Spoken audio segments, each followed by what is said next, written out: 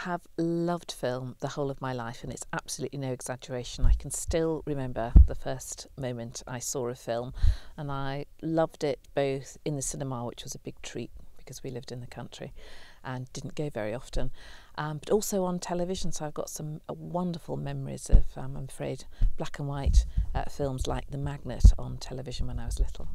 The first film I saw in the cinema, and I have to tell you I wanted to be a Von Trapp child as a result of this, was The Sound of Music. I thought it was amazing, and I was staying with my grandma. She took me to see it. She was wearing a big fur coat, just like in those funny animations you see now, and we went in and we watched the film, and I came back and I was staying at her house, and I remember wandering along the landing upstairs, and I was so sad because I knew I couldn't be a Von Trapp child. I've been passionate about film for my entire life, or for a very long time. So I studied film at university in Barcelona, and then I went to film school because I thought I was also interested in making films, not only watching them. So yeah, that brought me to work in the film industry. I started to develop a big interest in distribution and festivals as a way of making films accessible to audiences, and discovering new films that normally don't get to be shown in cinemas. So that brought me to MUBI as well, because it's like a perfect encapsulation of those two things. I was probably around 12 and I saw Funny Games by Michael Haneke, and I think it's a totally unsuitable film for someone that age, but it really shocked me, but also revealed something about the medium that was very interesting and fascinating to me. So I think that was one of the key watching experiences at a very young age that shaped my interest in film. Being the CEO of the BFI, I'm asked all the time what's my favourite film of all time, and the real honest truth is it changes every single day. One of the great anguishes of my job is I can never get to see enough film. So I'm sitting here talking to you now, and in the background, and people watching this can't see it, but I can, which is very distracting, there's Ingmar Bergman's Wild Strawberries playing. So just now as I'm speaking to you, that's definitely my favourite film of all time. In 10 minutes time there'll be something new. And probably if I say one now, I would tell you a different one in 5 minutes. But normally the filmmakers I tend to quote in these type of questions are Chantal Akerman and Yasuhiro Ozu, probably. Those are the two that whose work I would just take with me to the desert island if I had to.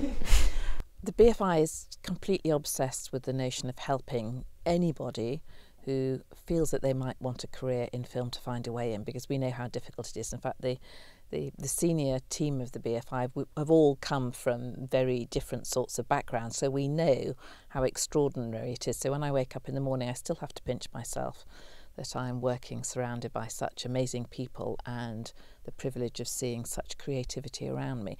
So you're driven to really drive a way to share that and to make it possible. One of the great initiatives we do is something called the BFI Film Academy, and this is a scheme backed by National Lottery funds and the Department for Education, and we run courses in 48 places across the UK, and very grassroots courses for 16 to 19-year-olds, informal courses. And the aim is, if you think that you might want a career in film and you live in Bradford, or you live in Manchester, or you live in somewhere rural in Scotland, you've got no idea, nobody in your family's ever been, you can come to these courses, and they're run by industry professionals, and you can just get a sense of what it's all about. Streaming services are changing the way the industry operates hugely these days. I think with what Netflix and Amazon are doing, producing and financing films that won't have a theatrical release but just be premiering on their platforms, they are changing the language of cinema, because just films are being made differently. On the other hand, I think it's very interesting that us being a VOD platform, we are still supporting the cinema experience as the best way of watching films. So MUBI a few years ago started distributing films theatrically as well. and it's very important for us to preserve that as the optimal way of watching films in a dark room with surrounded by other people. Obviously, we understand that not everyone has access to an art house cinema where non-blockbuster films are showing. So that's what makes MUBI also special, that we are just providing the access to films that are difficult to find to actually everyone. The key differentiating factor is that we handpick films. We are focused on quality instead of quantity, so we want to offer a curated experience so that as a member or as a subscriber you spend less time scrolling down and deciding what to watch and more time actually watching. So instead of being a container with loads and loads of films, we just handpick the ones we think are worth your time. It's a process, and what's important is to always keep the balance between old films and new films. We propose films on the platform that are silent and are from the very early days of cinema, and as well very fresh films that are premiering now in film festivals. So from short to feature length, from experimental to mainstream, there's a very big, I mean, we cover a huge range of different types of films, and offer a very eclectic selection of films so that everyone can find something for them, but at the same time keeping the quality standards very high. I think British film is so exciting at the moment, really, really exciting. And if I look back over the last 2 or 3 years at some of the most exciting voices that have been coming through, people like Francis Lee, who made God's Own Country, people like Tom Harper, for example, who's made a fantastic film with Jessie Buckley in the lead called Wild Rose. A great filmmaker you've got to really watch out for is somebody called Rungano Nyoni. She's Welsh. She made a fantastic film called I Am Not a Witch, and we supported her, or National Lottery Fund supported her right the way from the beginning to develop the project and to make it. She won a BAFTA for the film last year, and her film I Am Not a Witch is now nominated for the foreign language British entry for the Oscars, which is fantastic. In terms of British films, I'm really excited about a film called Ray and Liz by Richard Billingham. It's a film I premiered in Locarno last summer, and it will get a theatrical release in the UK in March.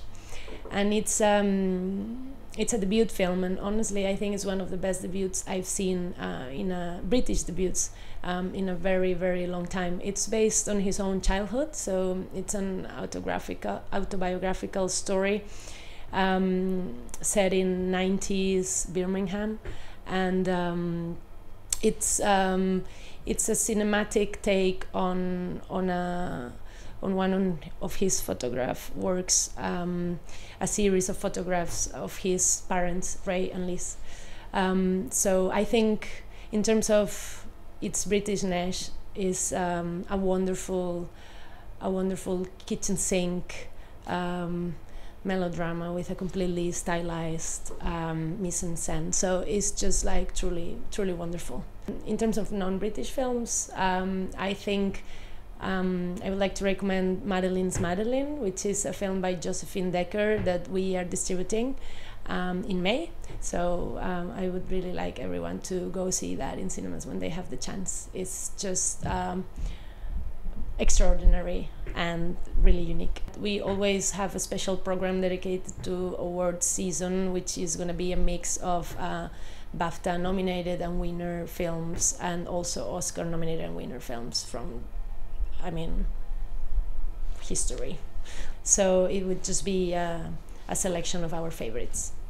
We celebrate film all year round. That's the whole purpose of the BFI. We're here to try and produce fantastic programmes of cultural cinema so that we can encourage audiences to be much more adventurous and inquisitive. And we do this all over the country. We also do it online through the BFI player. We celebrate film with filmmakers because our job is to help filmmakers to learn their craft, to work with the real senior experienced hands within the industry itself, and then to fly off and make their own projects. So at the BFI, it's a celebration of film all year round. One of the great joys of the BAFTAs in recent times has been the fantastic showing of British film, which has really been triumphing. And the other great thing about BAFTA, and I have to say to you, BAFTA, thank you so much, is that we introduced something called the diversity standards, which was a way of encouraging filmmakers to really make diversity happen both in front of and behind the camera. And BAFTA came in behind us 2 or 3 years ago, and now if you want to be eligible in any of the British categories, your film has to have been made within the BFI diversity standards.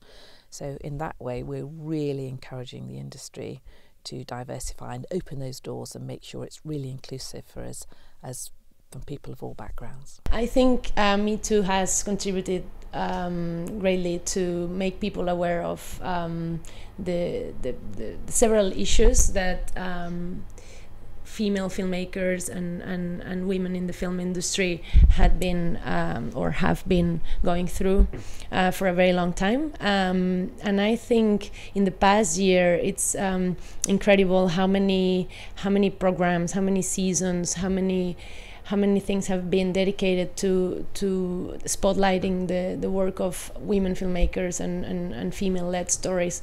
And also in terms of like the films that are being made, like it's so refreshing to see so many good female characters at the center of great films. Like only now we have Colette out there, which is the MUBI Go Film of the Week, but also like The Favorite and Destroyer coming up very soon, and like countless female-centric stories that are very strong, very powerful, and very good. So I think that means something. It's been really interesting over the last couple of years. I think movements such as Me Too and Time's Up have been so important. I mean, it's sad in a way that there was a necessity for these, and I have to take my hats off to the bravery of the women who came forward and lifted the lid on the level of bullying and harassment that was happening underneath and brought it out into the open, so we all had to face it. But there is a wider issue beyond bullying and harassment, which is if you look back over the history of cinema, only 7% of films that have been made in Britain have been directed by women. That means 93% of those films have been directed by men. So it's sort of insane in a way, because it means that we're just squandering all that female talent that somehow hasn't found its way to have its voice, its voice heard. And sometimes you need to look at the uncomfortable truth to make change happen. So I know in particular, for example, at the BFI, we're acutely aware of it. We're obviously a female-led organisation, and we have going out of our way to really find a way to nurture and bring through women. So I know that we are now reporting on, for example, the number of the gender of the filmmakers that we are getting behind, and I know that we're not far away from 50%. So I think movements like Me Too and Time's Up are really important in shining the spotlight on and making change happen. We just have to stick to that change, because the BFI can't do it on its own. The whole of the industry has to become conscious about getting a greater gender balance in front of and behind the camera. The awards seasons are really important for a number of reasons. I think possibly the biggest and most important one is it's a great moment to throw the spotlight on what I think is the greatest art form of all times. I mean, I can't think of a greater art form that speaks to everybody. Everybody, no matter who you are, you feel capable of talking about a film that you've been to see. In fact, anybody who's been to see a film, it's very difficult to get them to not give their opinion as to whether they really like or don't like that film. And the awards is a way where we all get in on that big sort of nationwide conversation. Have you seen this film? Oh, I can't wait to see this film that's coming up. I've heard a lot about it. Do you think it's going to be any good? So it really boosts that sense of a nation that embraces this art form. But there's also a very strong economic reason for the awards. It's a great way to throw the spotlight on up-and-coming talent, and again, BAFTA has been brilliant at, you know, introducing things like, you know, the Brits to watch and new ways of making sure that the awards aren't just about the great celebrated voices, but are also there to help propel young talent all the way through and coming through. I think award season is important because it just keeps keeps film at the center of the conversation. I just think there's so much buzz around the films that are going to be nominated or that are nominated, that people are really aware of what's being released in cinemas and are really willing to discover new things. So I just think it's a season in which the appetite for cinema is just very strong. So it makes me very happy.